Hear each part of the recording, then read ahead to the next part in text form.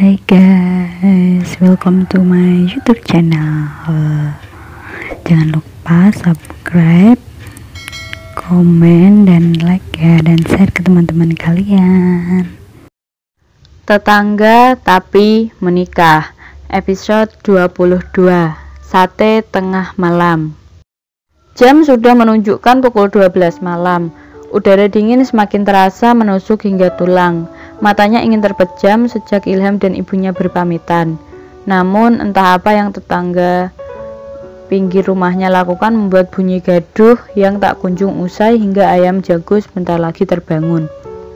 Emangnya komplek nenek moyangnya kali ya? Gerutu Cira sambil berjalan membuka jendela kamarnya. Angin malam membuat rambut panjangnya berterbangan. Sengaja ia tidak menggunakan hijabnya. Lagian tengah malam begini, tidak mungkin ada orang yang melihatnya. Rasa penasaran yang menggebu membuatnya melangkah ke arah balkon. Ia penasaran apa yang tetangganya lakukan. Dan aneh sekali jika orang tuanya tetap tertidur pula saat suara-suara itu begitu bising. Baru ingin melangkah, ponselnya berdering. Hari ini orang-orang bekerja sama sepertinya membuat dirinya marah. Apa? Judes Cira ketika dia memutuskan untuk mengangkat panggilan Abimanyu setelah ia menolaknya selama 3 kali panggilan. Please, malam-malam jangan bikin darah tinggi. Suara tawa kecil Abimanyu yang terdengar di telinganya membuat Cira tidak senang. Pokoknya Cira tidak mau mendengar tawa atau kebahagiaan Abimanyu. Kalau bisa, enyahlah dari bumi Allah ini. Kan, Abimanyu itu membuatnya menampilkan sisi gelap. Udah lama nggak lihat rambut panjang lo, cantik banget. Perkataan Abimanyu membuat Cira melihat ke arah sekitar. Jangan-jangan manusia aneh itu berada di sekitarnya. Di sini, di depan gerbang. Cira membulatkan matanya melihat wujud Abimanyu tengah melambai dengan senyum lebarnya. Buru-buru ia menutup pintu dan jendela kamarnya. Ngapain lo? Selak Cira. Kalau boleh dan ada yang membuat semacam penerimaan mantan, Cira akan menghibahkan Abimanyu dengan sukarela, ikhlas lahir batin, dan tidak akan ia sesali di kemudian hari. Jangan ngadi-ngadi ya lu.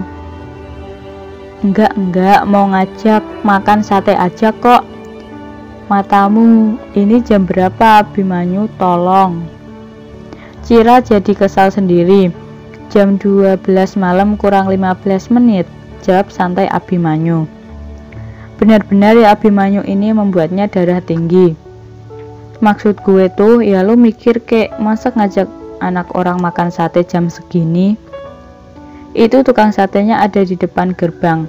Lo tinggal selangkah keluar rumah doang, elah buruan. Seru Abimanyu tak sabar. Seharusnya yang kesal kan Cira, kenapa makhluk aneh ini ikutan kesal? Abimanyu sadar tidak sih kalau hubungannya di antara mereka sekarang adalah mantan. Manusia macam Abimanyu diladenin semakin ngelunjak ya. Mohon maaf, calon laki gue ngelarang gue buat nemuin laki-laki lain. Lo pulang aja Ki, sekalian bawa kang satenya. Bangga sekali selepas Cira mengatakan hal tersebut. Wajah tampan Ilham langsung menghiasi pikirannya. Moodnya jadi membaik. Halah yuk, bangun cantik, jangan mimpi terus. Mending makan sate sama Abi. Fix, Abimanyu harus segera mengatur jadwal konsul dengan psikolog. Progres yang saya dapat dari Anis tentang hafalan Quran kamu semakin membaik. Saya harap bukan karena saya saja kamu semangat menghafal, tapi memang karena Allah. Pagi-pagi dikirimin pesan seperti ini rasanya sedikit menjengkelkan ya. Ilham itu ternyata menyimpan kepercayaan diri yang tinggi juga. Jangan-jangan selama ini Ilham kecil menyebabkan tertutupi dengan kedewasaannya. Generasi yang baik tercipta dari rahim perempuan-perempuan cerdas. Dan saya berharap kamu semakin rajin belajar. Selamat pagi. Ini juga, maksudnya Ilham itu ingin menyemangatinya belajar atau ingin mengatakan bahwa selama ini dirinya kurang rajin dan berharap Cira berubah. Oke, terima kasih atas perhatian Anda pagi ini Pak calon suami, balas Cira.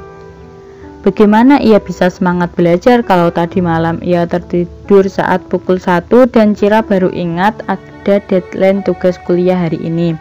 Jadilah ia bangun pukul 3 dini hari untuk mengerjakan tugas sekalian mengadukan keluh kesahnya pada Tuhan tentang hidupnya dan tetangganya yang membuat ia kesal. Wajahnya pasti tidak enak sekali dilihat, seperti yang Bunda katakan tadi pagi. Cira terlihat seperti perempuan yang terpaksa dijodohkan dengan kakek-kakek berusia 70 tahun. Semoga hari ini terjauhkan dari Abimanyu. Amin. Doanya sebelum kembali melangkah menuju kelas. Cira panggil seseorang. Seharusnya saat berdoa tadi ia juga menyebutkan nama Adinda, sehingga perempuan itu tidak muncul di hadapannya seperti ini. Ya, tanya Cira. Ada yang bisa dibantu? Tambahnya dengan suara yang ia lemah lembutkan. Adinda terlihat begitu pucat, mata pandanya juga terlihat jelas. Tumben sekali wajah cantik yang biasanya terawat dengan baik kini terlihat dibiarkan mengusam dan mendekil. Mau ketawa, tapi wajahnya juga tidak kalah kusamnya dengan wajah Adinda kini. Ketika jari jemari tertaut satu sama lain, artinya Adinda sedang gugup. Aduh, lagian kenapa ya dirinya ini sulit sekali membodoh amatkan orang lain. Lupakan Adinda dan segala hal tentangnya. Tidak ada kesalahan terbesar kecuali pengkhianatan dalam persahabatan, bukan? Maaf, cicit Adinda. Maafin gue. Bola mata bulat berwarna coklat terang milik Adinda menatap Cira penuh penyesalan. Cira membuang muka, dirinya tidak ingin luluh hanya karena kata-kata Adinda. Rasa sakitnya terlalu dalam dan rasanya maaf belum cukup untuk menebus semuanya, butuh waktu lama. Gue maafin kok, ujar Cira. Tangan dingin Adinda menggenggam tangan milik Cira dengan erat. Cira ingin melepaskannya, tapi rasanya ia begitu jahat jika melakukan hal tersebut. Biarlah kali ini ia akan memberi Adinda kesempatan untuk meminta maaf. Maaf kesalahan gue semuanya. Gue kangen kita yang dulu, Ra. Sesak. Mereka berdua merasakan hal yang sama. Persahabatan bertahun-tahun harus berakhir tidak baik. Adinda menghapus air matanya. Cira melepas genggaman tangan Adinda, kembali memalingkan wajah untuk menghapus bulir bening yang seharusnya mampu ia tahan.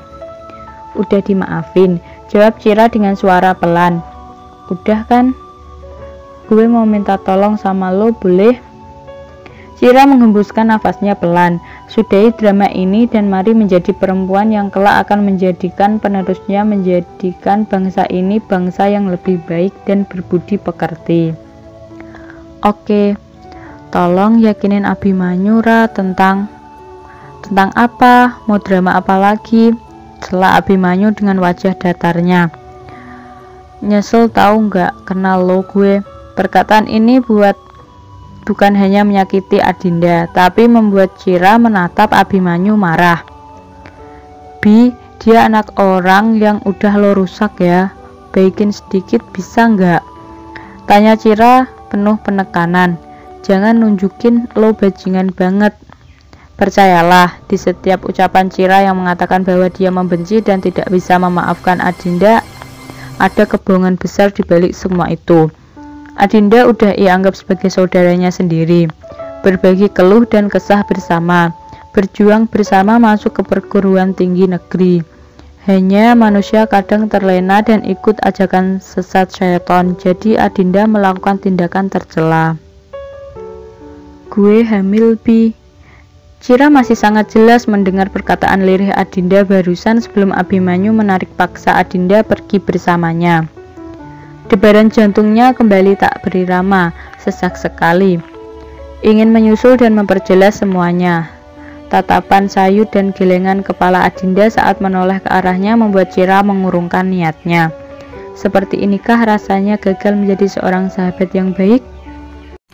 Sekian dulu ya ceritanya. Nanti kita lanjut di video selanjutnya. Thank you for watching. Bye bye.